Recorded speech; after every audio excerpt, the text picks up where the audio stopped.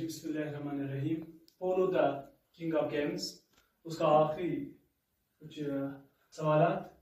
How is polo played in Ladakh, Ladakh में इस पोलो को कैसे खेला जाता है।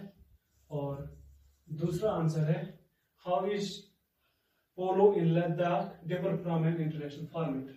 जो इंटरनेशनल फॉर्मेट पोलो का है वो किस तरह डिफर है लद्दाख पोलो से। तो ये दो सवाल है आज हमें करने हैं। इन लद्दाख पोलो इज प्लेड इज वो, जो लद्दाख में जो पोलो है ये काफी जोश खरोश के साथ खेला जाता है।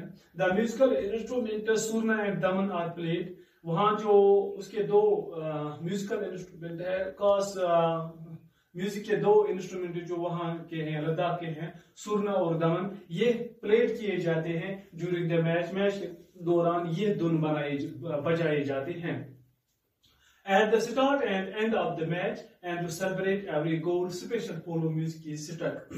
तो ये जब पोलो का खेल शुरू हो जाता है और जब ये खत्म हो जाता है, दोनों मरतबा ये बजाया जाता है ये सुरना एंड दमन। And every goal special polo music is struck. एक तो पोलो के शुरू होने में ये बजाया जाता है, पोलो के खत्म होने में भी ये बजाया जाता है, और कोई खास वक्त जब आता है यानी कोई गोल हो जाता है तो उस वक्त भी ये पोलो ये म्यूजिकल इंस्ट्रूमेंट बजाया जाता है।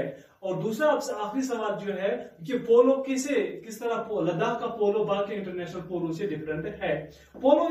Polo in Ladakh differs from the international format in the numbers of players as well as duration of the game। दो चेंजेस यहाँ पर होते हैं।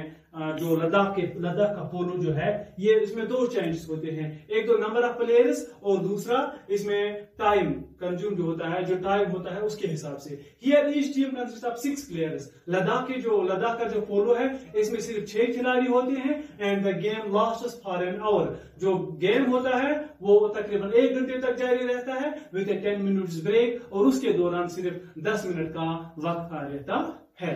तो ये आज के जो सवाल थे, बाकी शुक्रिया।